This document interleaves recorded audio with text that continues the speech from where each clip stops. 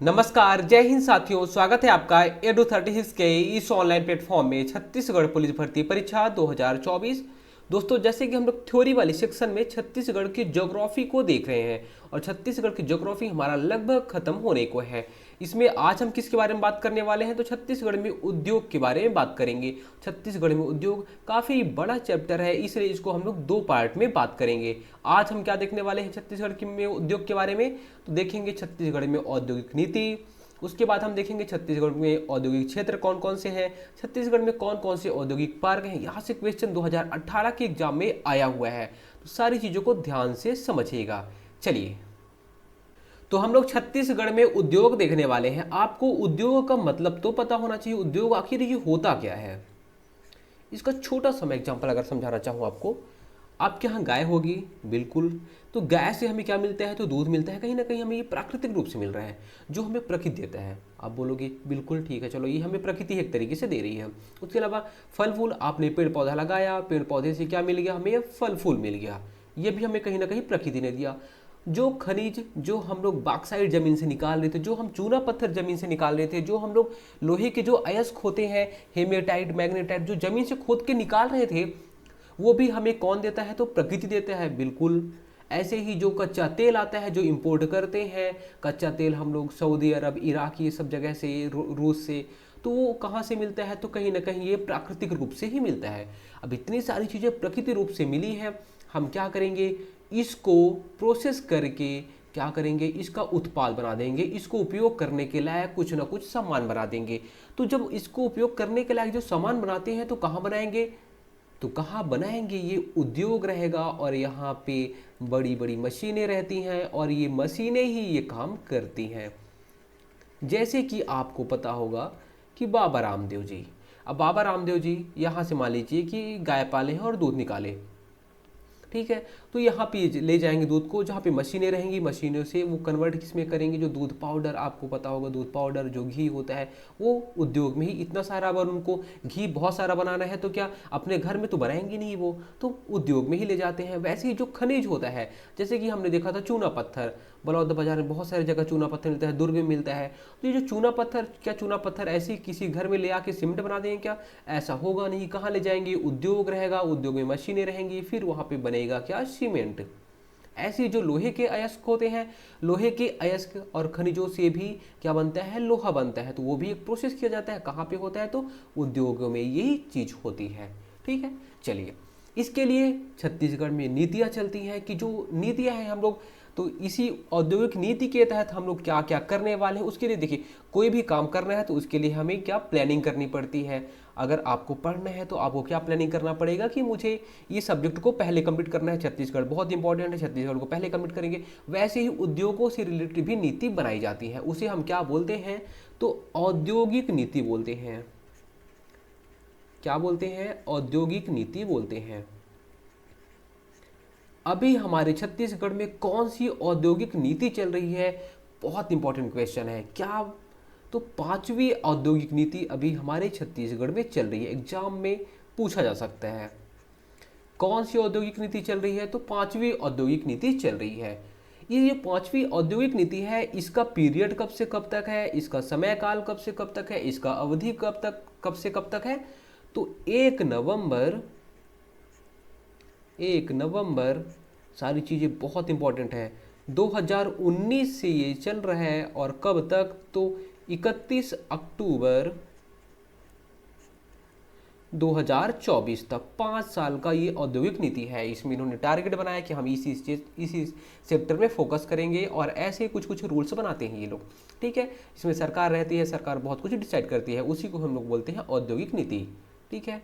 अब इसका जो पर्पस रहता है वो ये रहता है कि विनिर्माण क्षेत्र में मेक इन छत्तीसगढ़ को बढ़ावा देना। सीधी सी बात है कि जैसे हमारे यहाँ मेक इन इंडिया चल रहा है, वैसे मेक इन छत्तीसगढ़ को बढ़ावा देना। चलिए, इसका जो ध्येय वाक्य है ये भी पूछ लेता है कि जो औद्योगिक नीति है, जो पांचवी औद्योगिक नीति है, उसका ध्येय वाक्य क्या है? तो उसका ध्येय वाक्य है गढ़बो नवा छत्तीसगढ़। क्या है? गढ़बो नवा छत्तीसगढ़। उसके बाद और क्या? तो इतनी सारी चीज़ें आपको याद रखनी चाहिए। क्या क्या चीज़ें? देखिए, पहली चीज़ पांचवी औद्योगिक नीति है, ठीक है। उसकी इसका जो टाइम पीरियड है वो 1 नवंबर 2019 से लेके 31 अक्टूबर 2024 तक है। और इसका जो ध्येय वाक्य है वो है गढ़ वो नवा छत्तीसगढ़। ध्येय वाक्य जो है वो है गढ़ वो नवा छत्तीसगढ़। और इसका पर्पस क्या था, तो विनिर्माण क्षेत्र में मेक इन छत्तीसगढ़ को बढ़ावा देना। क्या, मेक इन छत्तीसगढ़ को बढ़ावा देना। बस आपको इतनी चीजें याद रखनी है किसकी, औद्योगिक नीति के बारे में। चलिए आगे देखिए, हमने औद्योगिक नीति बना ली। कब से कब तक, तो पांचवी औद्योगिक नीति 1 नवंबर 2019 से लेके 31 अक्टूबर 2024 तक चलेगी।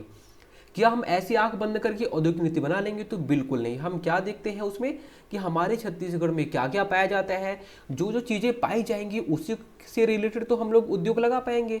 तो सीधी सी बात है, हमारे छत्तीसगढ़ में क्या क्या पाया जाता है, तो आप बोलोगे हमारे छत्तीसगढ़ में जब हमने पढ़ा था तो हमने देखा था कि कौन कौन से खनिज पाए जाते हैं। तो आपने देखा यहाँ पे जो उत्तर वाला क्षेत्र है यहाँ पे कोयला पाया जाता था। फिर आपने ये वाले इस क्षेत्र में देखा था कि बॉक्साइट पाया जा रहा था। आपने ये वाले जो क्षेत्र था इसमें आपने देखा था क्या, चूना पत्थर ज़्यादा पाया जा रहा था। फिर ये वाला जो क्षेत्र था इसमें क्या पाया जाता था, तो लोहा पाया जा रहा था। ये बड़ी बड़ी या फिर मोटा मोटी ये वाली चीज़ें यहाँ पे पाई जा रही थी। इसके अलावा भी कुछ छोटे छोटे खनिज पाए जा रहे थे। तो सीधी सी बात है कि हम क्या करेंगे, इन्हीं का यूज करेंगे और औद्योगिक नीति बनाएंगे। तो हमारे छत्तीसगढ़ में हमारी अर्थव्यवस्था को निर्धारित करने के लिए, हमारी छत्तीसगढ़ की अर्थव्यवस्था को निर्धारित करने के लिए कुछ कुछ इंपॉर्टेंट जो खनिज है वो हमारी अर्थव्यवस्था को निर्धारित करेंगे। सीधी सी बात है, जो खनिज पाया जाएगा वो अर्थव्यवस्था में अहम योगदान देगा। अब यूरेनियम तो पाया नहीं जाता, तो हमारे छत्तीसगढ़ में अर्थव्यवस्था, हमारे छत्तीसगढ़ की अर्थव्यवस्था में क्या यूरेनियम योगदान देगा, बिल्कुल नहीं। हम जब नीति बनाएंगे तो यूरेनियम से रिलेटेड नीति बनाएंगे ही नहीं, क्योंकि हमारे छत्तीसगढ़ में पाया नहीं जाता। इसीलिए जब हमें अपने इंडियन इकोनॉमी के बारे में बात करनी रहती है, हमारी भारतीय अर्थव्यवस्था के बारे में बात करनी रहती है, तो कुछ कुछ जो क्षेत्र होते हैं, कुछ कुछ जो चीज़ें होती हैं जो बहुत ज़्यादा पाई जाती हैं, हमारी भारतीय अर्थव्यवस्था को सुदृढ़ और इम्पोर्टेंस देने के लिए बहुत ज़्यादा जरूरी होती हैं, उन्हें हम बोलते हैं कोर सेक्टर या फिर कोर इंडस्ट्रीज। क्या, हमारी अर्थव्यवस्था को इम्पोर्टेंस या फिर महत्वपूर्ण या फिर उसे मजबूत करने के लिए कुछ कुछ जो सेक्टर्स होते हैं वो जो इम्पोर्टेंस रोल अदा करते हैं, उसे हम बोलते हैं कोर इंडस्ट्री। कोर मतलब होता है मजबूत करना, कोर है ना, जो मेन होता है, मेन को ही तो हम बोलते हैं कोर, है ना।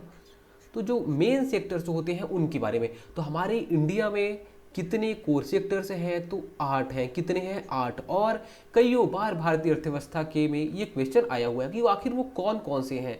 तो आपको यहाँ पे दिख रहा होगा कौन सा, कोल या मतलब कोयला, क्रूड ऑयल मतलब कच्चा तेल, नेचुरल गैस, प्राकृतिक गैस, रिफाइनरी क्या होता है, पेट्रोलियम उत्पाद जिसे हम बोलते हैं, या रिफाइनरी उत्पाद, है ना।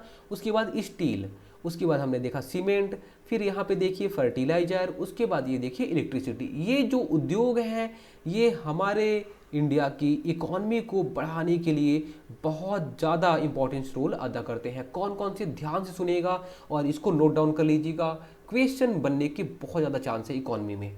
कौन कौन से, कोयला, जो जो पाया जाएगा सीधी सी बात है वही हमारी इकोनॉमी में महत्वपूर्ण रोल अदा करेगा। तो कितने हैं, 8 हैं। कौन कौन से, कोयला है, कच्चा तेल है, लिख लीजिए इसे। उसके बाद है प्राकृतिक गैस हो गया। फिर चौथा है रिफाइनरी उत्पाद।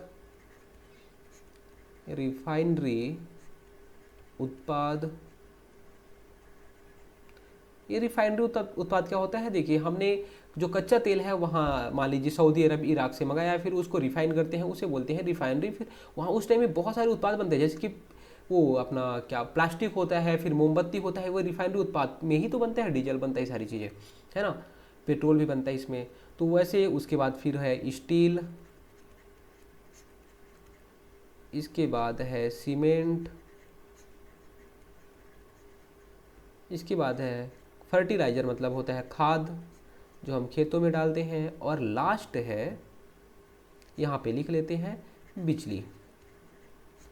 इतने जो सेक्टर है हमारी अर्थव्यवस्था के लिए बहुत ज़्यादा इंपॉर्टेंट है, बहुत ही ज़्यादा इंपॉर्टेंट है, इसलिए इन्हें बोलते हैं कोर इंडस्ट्री या फिर कोर सेक्टर।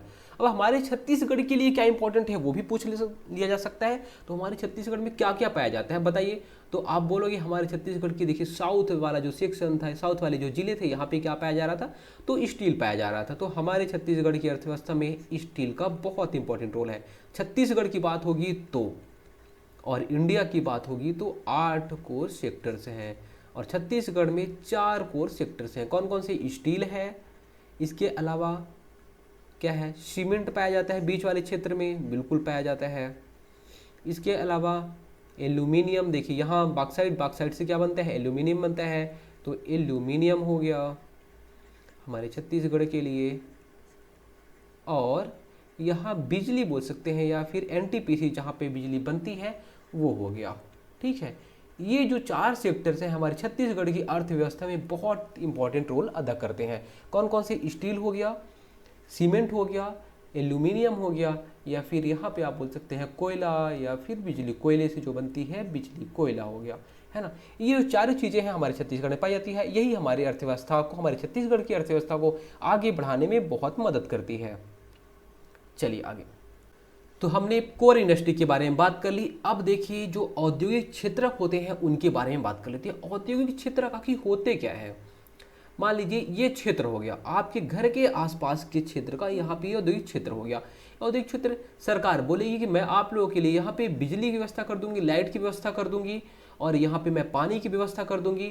जब लाइट की व्यवस्था करूंगी तो आप लोग को मैं कुछ यूनिट बिजली फ्री कर दूंगी। ठीक है, आप उद्योग लगाइए, तो ही उद्योग लगाएंगे तो लोगों को रोजगार मिलेगा, तो आप उद्योग लगाइए, और उद्योग लगाएंगे तो हमारे छत्तीसगढ़ की इकोनॉमी में कहीं ना कहीं इकोनॉमी जो ग्रोथ रेट है उसमें वृद्धि देखने को मिलेगी। तो बहुत सारे फायदे होते हैं, इसलिए आप लोग उद्योग लगाइए। तो आपने बोला ठीक है सर, मुझे क्या करो, आप बिजली दे दो, बिजली बहुत ज़्यादा ज़रूरी है। इसके अलावा आप लाइट की व्यवस्था कर दो, यातायात की व्यवस्था कर दो, आप पानी की व्यवस्था कर दो, ये सारी चीज़ें आप कर दो। तो जो सरकारी चीज़ें करती है ये कब डिसाइड करती है? तो औद्योगिक नीति जब बनाती है सरकार, तो औद्योगिक नीति में ये सारी चीज़ें डिसाइड करती है। कब? औद्योगिक नीति जब बनाती है सरकार तब ये डिसाइड करती है। औद्योगिक नीति कब, कौन सी चल रही है? तो 5th औद्योगिक नीति चल रही है। 5th औद्योगिक नीति कब से कब तक चलेगी? तो 1 नवंबर 2019 से 31 अक्टूबर 2024 तक चलेगी। चलिए, सरकार ने बोला ठीक है मैं इतनी सारी चीज़ें कर दूंगा कि आप लोग के लिए अच्छे से रोड बना दूंगा, आप लोग को बिजली दे दूंगा, आप लोग के लिए पानी की व्यवस्था कर दूंगा। फिर सरकार बोलती है ठीक है, अब ये तो मैं हर गली मोहल्ले में तो कर नहीं सकती, तो मैं उसके लिए क्या कर देती हूँ कि एक क्षेत्र डिसाइड कर देती हूँ, और ये जो क्षेत्र होगा उसे ही हम बोलेंगे औद्योगिक क्षेत्र। ठीक है, क्या एक क्षेत्र डिसाइड कर दे रही हूँ मैं, और ये जो क्षेत्र रहेगा वही होगा औद्योगिक क्षेत्र। चलिए, बहुत सही, ये औद्योगिक क्षेत्र बन गया। तो आपने क्या किया, दूध लाया और दूध से दूध पाउडर बना लिया इस वाले क्षेत्र में। फिर आपने कहीं ना कहीं यहाँ पे लोहा लाया, और जो मैग्नेटाइट अयस्क जो होता है अयस्क लाया, और यहाँ पे आपने सरिया का उत्पादन चालू कर दिया। आपने यहाँ पे क्या किया, आपने ट्रक से भर के चूना पत्थर लाया और यहाँ पे सीमेंट का उत्पादन चालू कर दिया। तो ये औद्योगिक क्षेत्र वाला जो सेक्शन हो गया, यहाँ पे जो क्षेत्र हो गया ये पूरा औद्योगिक क्षेत्र हो गया। ठीक है, चलिए, पहला औद्योगिक क्षेत्र कहाँ पे बना? तो रायपुर के उरला में बना। कहाँ पे? तो रायपुर के उरला में बना पहला औद्योगिक क्षेत्र। चलिए, सबसे पहले बात करते हैं रायपुर के बारे में। औद्योगिक क्षेत्र तो बन गए, लेकिन कहाँ कहाँ पे बने हैं, कुछ कुछ जगह बहुत ज़्यादा इंपॉर्टेंट है। रायपुर में उरला छत्तीसगढ़ का पहला औद्योगिक क्षेत्र, छत्तीसगढ़ का पहला फर्स्ट औद्योगिक क्षेत्र कौन सा? रायपुर का उरला। अगर आप यहाँ पे जाएंगे, व्हाइट कपड़े पहन के जाओगे तो ब्लैक कपड़े में वापस आओगे, बहुत ज़्यादा धूल रहता है। ठीक है, तो पहला औद्योगिक क्षेत्र। इसके अलावा यहाँ पे सर्वाधिक उद्योग है, सबसे ज़्यादा उद्योग यहीं पे है। कहाँ पे? उरला में। उरला एक जगह है, आप रायपुर कभी आओगे तो देख लीजिएगा। ठीक है, उरला एक जगह है, यहाँ पे सर्वाधिक उद्योग है। उरला को डिसाइड किया सरकार ने कि ठीक है यहाँ पे उद्योग आप लगाइए, मैं सारी चीज़ें प्रोवाइड करूँगी। तो जो उरला जो जगह है, सर्वाधिक उद्योगी यहाँ पे है, और सर्वाधिक निवेश भी यहीं पे होता है। सर्वाधिक निवेश भी अगर पूछता है कि सर्वाधिक निवेश कहाँ पे होता है, तो सर्वाधिक इन्वेस्टमेंट भी जो लोग करते हैं वो यहीं पे करते हैं, सर्वाधिक निवेश होगा, और सर्वाधिक उद्योग है तो सर्वाधिक यहाँ पे रोजगार भी मिलता है। सर्वाधिक रोजगार कहाँ पे मिलता है? तो उरला में मिलता है। इतनी चीजें आपको उरला के बारे में याद करनी है। फिर रायपुर में ही एक और क्षेत्र है जिसका नाम है सिलतरा। क्या नाम है? सिलतरा। तो ये सिलतरा क्षेत्र है, ये छत्तीसगढ़ का सबसे बड़ा औद्योगिक क्षेत्र। क्या? छत्तीसगढ़ का सबसे बड़ा औद्योगिक क्षेत्र। अगर छत्तीसगढ़ का पहला औद्योगिक क्षेत्र बोलेगा तो आप बोलोगे उरला। छत्तीसगढ़ का सर्वाधिक उद्योग कहाँ पे है? तो उरला में है। छत्तीसगढ़ में सर्वाधिक रोजगार उत्पन्न करने वाला क्षेत्र कहाँ पे है? तो उरला में है। सर्वाधिक निवेश करने वाला क्षेत्र कहाँ पे है? तो उरला में है। लेकिन अगर सर्वाधिक या फिर सबसे बड़ा औद्योगिक क्षेत्र बोला जाए, सबसे बड़ा, तो वो भी कहाँ पे है? वो है सिलतरा में। उरला के बगल में ही है सिलतरा। तो सबसे बड़ा औद्योगिक क्षेत्र, ठीक है, रायपुर के उरला और सिलतरा। उसके बाद रायपुर में और भी कुछ कुछ औद्योगिक क्षेत्र हैं। देखिए आपके एग्जाम में क्वेश्चन क्या बनेगा कि उरला कहाँ का है औद्योगिक क्षेत्र, तो आपको पता होना चाहिए कौन से जिले में है, तो रायपुर जिले में। सिलतरा रायपुर जिले में है। इसके अलावा फिर आपको याद रखना है तिल्दा भी।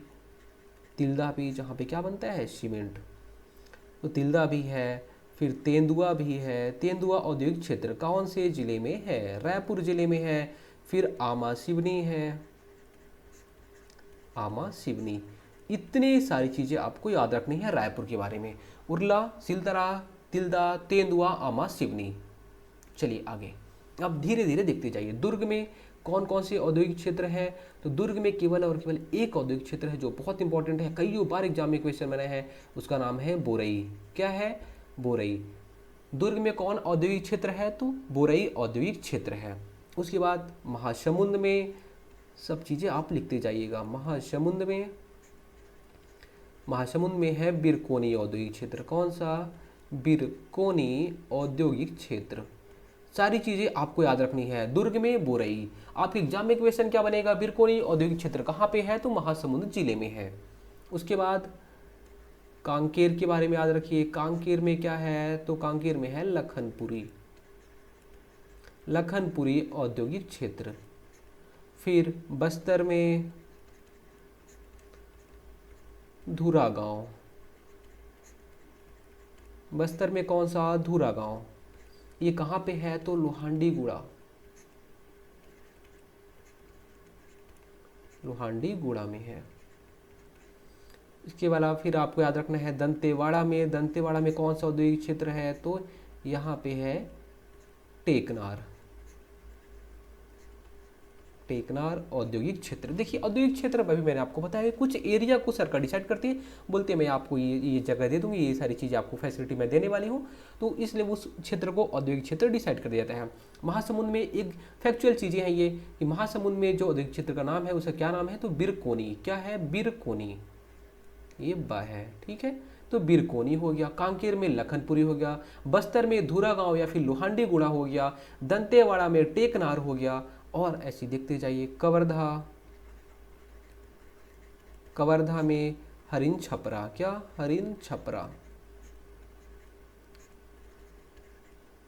आप इसको थोड़ा सा ट्रिक से याद करने की कोशिश करिएगा, जैसे कि का बाबू का लखन ऐसे करके, का लखन ऐसे करके आप याद कर लीजिएगा। यहाँ पे जहाँ जो समुद्र होता है, जो महान लोग होते हैं वो वीर होते हैं। क्या होते हैं? महान लोग वीर होते हैं, ठीक है। फिर दूर दूर तक वो बोर कर देता है। बोर करता है, बोलते हैं ना लोग, अरे तू बहुत बोरिंग आदमी, तो दूर दूर तक बोर कर देता है। फिर वहाँ पे दंते, दांत टिका दिया ऐसा करके, है ना। फिर ऐसे आप कवर्धा को याद कर सकते हैं, का हरी हरी, का हरी हरी, ऐसे करके आप कुछ भी ट्रिक बना लीजिएगा, उसे याद करने की कोशिश करिएगा।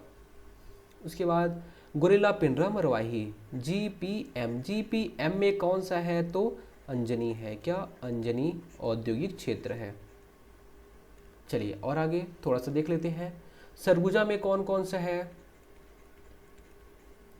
सरगुजा में कौन सा औद्योगिक क्षेत्र है? तो यहाँ पे दो इंपॉर्टेंट, नयनपुर है, नयनपुर, और पहला नयनपुर हो गया, दूसरा है गिरिवरगंज।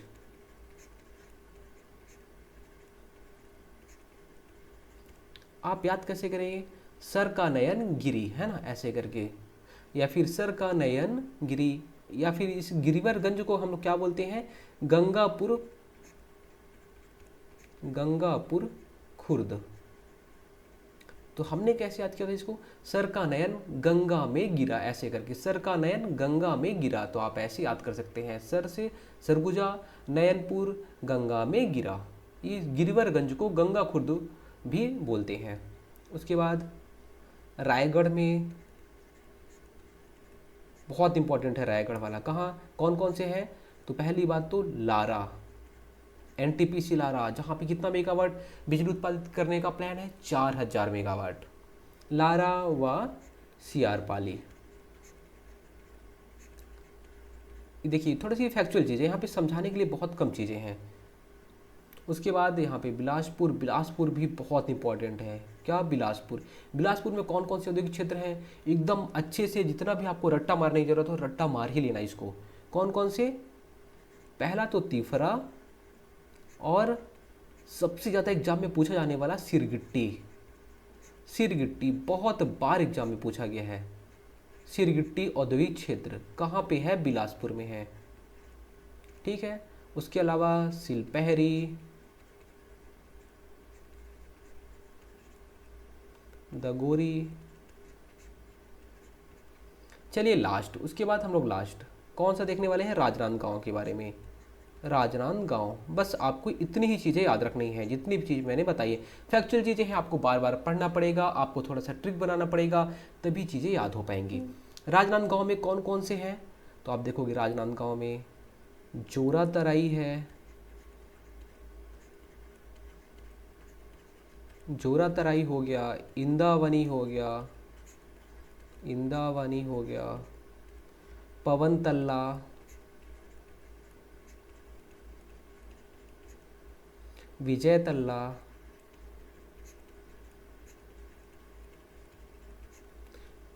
महरूम खुर्द। थोड़ी सी फैक्चुअल चीज़ें याद ज़्यादा हैं तो आपको थोड़ा सा याद तो करने में प्रॉब्लम होगा। महरूम कला, ठीक है, महरूम कला। इतनी चीज़ें हैं राजनांदगांव में। राजनांदगांव में कौन कौन से औद्योगिक क्षेत्र हैं, जोरा तराई, इंदावनी, पवन तल्ला, विजय तल्ला, महरूम खुर्द, महरूम कला, महरूम कला है। उसके बाद आप देखेंगे बिलासपुर में तिफरा, सिरगिट्टी, सिलपहरी, दगोरी। फिर रायगढ़ में लारा व सियारपाली, सरगुजा में नयनपुर, गिरिवरगंज। और इसके पहले हमने जो देखा था, दुर्ग में बुरई, महासमुंद में बिरकोनी, कांकेर में लखनपुरी, बस्तर में धुरागांव, दंतेवाड़ा में टेकनार, कवर्धा में हरिन छपरा, गोरेला पिंडा मरवाही में अंजनी। इतनी चीज़ें आप याद कर लीजिएगा। उसके बाद आज का हमारा लास्ट टॉपिक है औद्योगिक पार्क। औद्योगिक पार्क होता क्या है, ये सबसे पहले आपको पता होना चाहिए। औद्योगिक पार्क क्या होता है, एक शहर का एक हिस्सा होता है जो आवासीय एवं वाणिज्यिक आवश्यकताओं के बजाय किसके लिए, औद्योगिक उपयोग के लिए एक ये बनाया जाता है। किसके लिए, औद्योगिक उपयोग के लिए बनाया जाता है। एक हिस्सा, शहर का एक हिस्सा जो औद्योगिक उपयोग के लिए बनाया जाता है, उसे हम बोलते हैं औद्योगिक पार्क। आया चीज़ें समझ में। चलिए अब हमारे छत्तीसगढ़ में कौन कौन से औद्योगिक पार्क हैं। प्लास्टिक पार्क, प्लास्टिक पार्क जहाँ पे प्लास्टिक बनाया जाएगा। ये प्लास्टिक पार्क है कहाँ पे, बहुत इंपॉर्टेंट है। प्लास्टिक पार्क कहाँ पे है, तिल्दा में है। कहाँ पे, तिल्दा रायपुर में है। तिल्दा कहाँ पे है, रायपुर में है। तो पहला ये तिल्दा रायपुर में बन गया, और दूसरा कहाँ पे बना है, जहाँ प्रस्तावित है ये खैरझीठी राजनांदगांव। कहाँ पे, खैरझीठी राजनांदगांव। तो आपको क्या पता होना चाहिए, पहली बात प्लास्टिक पार्क कहाँ पे है, तो तिल्दा रायपुर में है, और दूसरा कहाँ पे, खैरझीठी राजनांदगांव में। अप्रैल पार्क कहाँ पे है, ये भी है रायपुर में। कहाँ पे है अप्रैल पार्क, ये भी रायपुर में है। रायपुर के भनपुरी, भनपुरी भी औद्योगिक क्षेत्र है ये, ठीक है। तो भनपुरी में है अप्रैल पार्क। उसके बाद मेटल पार्क कहाँ पे है, तो मेटल पार्क भी रायपुर में है। रायपुर के कहाँ पे, तो रावण भाटा में। रायपुर के रावा भाटा। फिर आईटी पार्क कहाँ पे है, इन्वेस्टिगेशन टेक्नोलॉजी पार्क।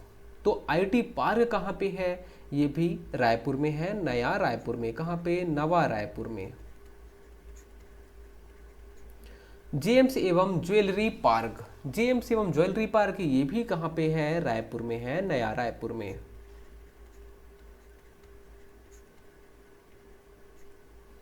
इसके बाद इलेक्ट्रॉनिक मैन्युफैक्चरिंग पार्क, ये भी नया रायपुर में ही है।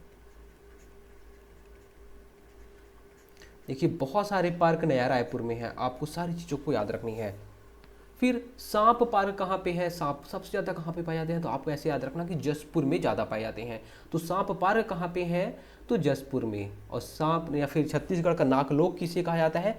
तो तपकरा को कहा जाता है। तो तपकरा है कहाँ पे? जसपुर में है। तो आप ऐसे याद कर सकते हैं, तपकरा या जसपुर। जसपुर। सांप पार्क तपकरा या जसपुर में है। उसके बाद बायोटेक पार्क, बायोटेक पार्क कहाँ पे है? अंबिकापुर सरगुजा में। कहाँ पे? अंबिकापुर सरगुजा में है ये। आप ऐसे याद कर सकते हैं कि जो सरगुजा वाले हैं वो बायो बहुत ज़्यादा पढ़ते हैं, सरगुजा वाले बायो बहुत ज़्यादा पढ़ते हैं, इसलिए वहाँ पे बायोटेक पार्क है। फिर आप ऐसे याद कर सकते हैं aluminium park, aluminium park Balco कहाँ पे है? आप बोलोगे कोरबा में। और बाल्को जहाँ पे रहेगा वहीं तो एल्यूमिनियम बनेगा, और एल्यूमिनियम कहाँ पे बनेगा? तो कोरबा में बनेगा। कोरबा हो गया इसका। फिर ट्रैफिक, ट्रैफिक सबसे ज़्यादा कहाँ पे लगता है? तो बोलोगे जहाँ पे स्टूडेंट जहाँ पे तैयारी करते हैं, पीएससी की तैयारी करने वाले, कहाँ पे? बिलासपुर में। तो ट्रैफिक लग रहा बिलासपुर में, आप ऐसे याद कर सकते हो, ट्रैफिक लग रहा बिलासपुर में, बिलासपुर में। उसके बाद लॉजिस्टिक पार्क, लॉजिस्टिक पार्क कहाँ पे है? रायपुर में। फिर फूड पार्क, फूड पार्क है दुर्ग में। कहाँ पे? दुर्ग में है। इसके अलावा टेडेसरा राजनांदगांव में है। दो जगह पे है फूड पार्क, दुर्ग और राजनांदगांव जिले में। फिर इंजीनियरिंग पार्क, कौन सा पार्क? इंजीनियरिंग पार्क है। इंजीनियरिंग सबसे ज़्यादा कहाँ के लोग करते हैं? तो आपको पता होगा इंजीनियरिंग के लिए सबसे ज़्यादा फेमस जगह है भिलाई। ठीक है, भिलाई में सबसे ज़्यादा लोग इंजीनियरिंग करते हैं। तो जो जगह है हथखोज भिलाई। इंजीनियरिंग पार्क कहाँ पे है? हथखोज भिलाई में है। अगर किसी से पूछोगे तो बोलते हैं कि मैं भिलाई में जाऊंगा, इंजीनियरिंग की तैयारी करूंगा, इंजीनियरिंग करूंगा वहाँ पे। तो इंजीनियरिंग के लिए Hathkhoj Bhilai. Software technology, software technology के लिए भी भिलाई। क्या है? भिलाई।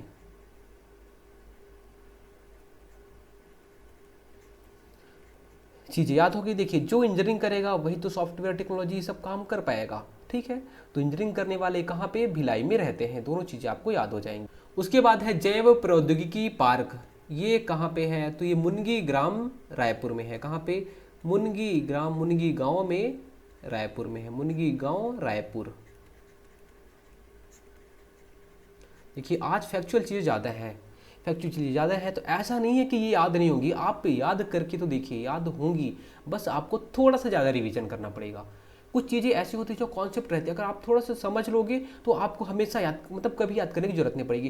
कुछ चीज़ें ऐसी होती हैं कि आप कितनी भी बार पढ़ लो आपको भूलेगा, फिर आप याद करोगे, फिर आपको भूलेगा। तो ये सारी चीज़ें उसी में आती हैं, जब आप याद करोगे भूलोगे, याद करोगे भूलोगे। लेकिन आप बस याद करते जाइए, याद करते जाइए, थोड़ा सा ट्रिक बनाते जाइए, हमेशा के लिए याद हो जाएगा। हर्बल पार्क, हर्बल पार्क कहाँ पे है? बागोद धमतरी में। बागोद धमतरी। फिर science park, science park Sukma. Sukma वाले साइंस बहुत ज़्यादा पढ़ते हैं। सरगुजा वाले क्या पढ़ रहे थे? बायो पढ़ रहे थे। और सुकमा वाले साइंस पढ़ते हैं। पहला बना था सुकमा में, दूसरा कहाँ पे बना? नया रायपुर में। ये भी याद रख लीजिएगा, दूसरा कहाँ पे बना? नया रायपुर में। लेकिन आपको याद क्या रखना है? सबसे ज़्यादा इंपॉर्टेंट क्या है? सुकमा। साइंस पार्क कहाँ पे है? सुकमा में है। फिर इनलैंड कंटेनर पार्क, ये भी रायपुर में है। फिर मेगा फूड प्रोसेसिंग पार्क, ये कहाँ पे है? बागोद धमतरी, बागोद धमतरी में है। इसके अलावा भी कहीं पे है तो ये इसके अलावा भी रायपुर में है। कहाँ पे? रायपुर की जो सरोरा जगह है, सरोरा रेलवे स्टेशन आपने नाम सुना होगा, वहाँ पे है। कहाँ पे? रायपुर में। तो बागोद धमतरी में पहला बना था मेगा फूड प्रोसेसिंग पार्क, और दूसरा कहाँ पे बना है, रायपुर में सरोरा में। किसान शॉपिंग मॉल सबसे पहले कहाँ पे, तो उस टाइम पे कौन हमारे यहाँ के मुख्यमंत्री थे, तो डॉक्टर रमन सिंह थे। उसी टाइम पे किसान शॉपिंग मॉल बना हुआ था, कहाँ पे, राजनांदगांव में। वो कहाँ के थे, तो राजनांदगांव के थे, तो इसलिए राजनांदगांव में ही तो बनवाएंगे, राजनांदगांव में। किसान शॉपिंग मॉल, पहला किसान शॉपिंग मॉल कहाँ पे बना, बहुत बार क्वेश्चन बना हुआ है, राजनांदगांव में। कब बना है, 2010 में बना हुआ है। उसके बाद डियर पार्क, डियर पार्क कहाँ पे है, ये है कोटमसर बस्तर में, कोटमसर जगह है, एक गांव का नाम है, ये है बस्तर में। तो चलिए एक बार जल्दी से इसको रिवीजन कर लेते हैं, फिर क्लास को एंड करेंगे।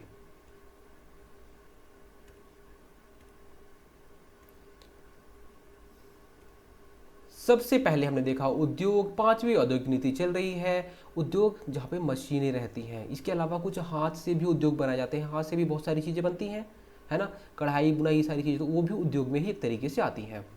चलिए औद्योगिक नीति कौन सी चल रही है, तो पांचवी औद्योगिक नीति चल रही है। 1 नवंबर 2019 से 31 अक्टूबर 2024 तक गढ़बो नवा छत्तीसगढ़ इसका ध्येय वाक्य है। विनिर्माण क्षेत्र में मेक इन छत्तीसगढ़ को बढ़ावा देना इसका पर्पस है या फिर उद्देश्य है। उसके बाद 8, हमारे इंडिया में 8 कोर सेक्टर हैं। कौन कौन से हैं, कोयला कोर सेक्टर किसे बोलते हैं, जो हमारी अर्थव्यवस्था को बहुत मजबूती प्रदान करते हैं, उसे बोलते हैं कोर सेक्टर या कोर इंडस्ट्री। कोयला, कच्चा तेल, प्राकृतिक गैस, रिफाइनरी उत्पाद, स्टील, सीमेंट, खाद, बिजली। 8 नाम आपको याद होने चाहिए, 8 नाम। कब किस में काम आएगा, तो जब आप इंडियन इकोनॉमी पढ़ेंगे, भारतीय अर्थव्यवस्था पढ़ेंगे, तो यहाँ पे काम आएगा। कोयला, कच्चा तेल, प्राकृतिक गैस, रिफाइनरी उत्पाद, स्टील, सीमेंट, खाद, बिजली। फिर उसका छत्तीसगढ़ में कौन कौन से कोर सेक्टर्स हैं जो हमारे छत्तीसगढ़ की अर्थव्यवस्था को मजबूती देते हैं, तो स्टील, सीमेंट, एल्यूमिनियम, बिजली, या फिर जो बिजली किससे बनता है, तो कोयला से बनता है। ये 4 हैं हमारे छत्तीसगढ़ में। फिर और आगे आइए, फिर है औद्योगिक क्षेत्र के बारे में। उरला पहला औद्योगिक क्षेत्र है हमारे छत्तीसगढ़ का, सर्वाधिक उद्योग यहाँ पे है, सर्वाधिक रोजगार यही उरला औद्योगिक क्षेत्र देता है और सर्वाधिक निवेश भी यहीं पे होता है। फिर सिलतरा छत्तीसगढ़ का सबसे बड़ा औद्योगिक क्षेत्र। इसके अलावा रायपुर में और कौन कौन से हैं, तो रायपुर में तिल्दा है, तेंदुआ है, आमा सिवनी, ये औद्योगिक क्षेत्र हैं। उरला औद्योगिक क्षेत्र रायपुर में है, सिलतरा औद्योगिक क्षेत्र रायपुर में है, तिल्दा, तेंदुआ और आमा सिवनी ये औद्योगिक क्षेत्र रायपुर में है।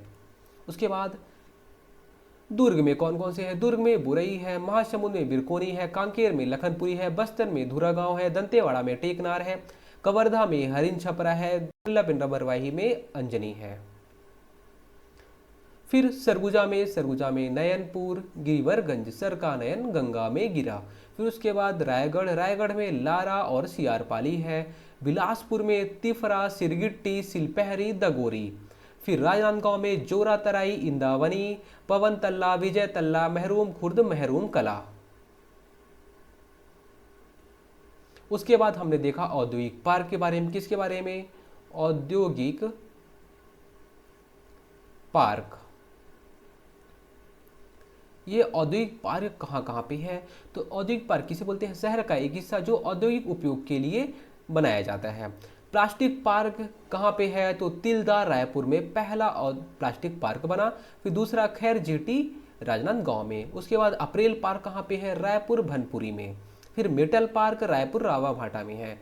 आईटी पार्क नवा रायपुर में है। जेएमसीएम ज्वेलरी पार्क नवा रायपुर में है। इलेक्ट्रॉनिक मैन्युफैक्चरिंग पार्क नवा रायपुर में है। सांप पार्क तपकरा जसपुर में।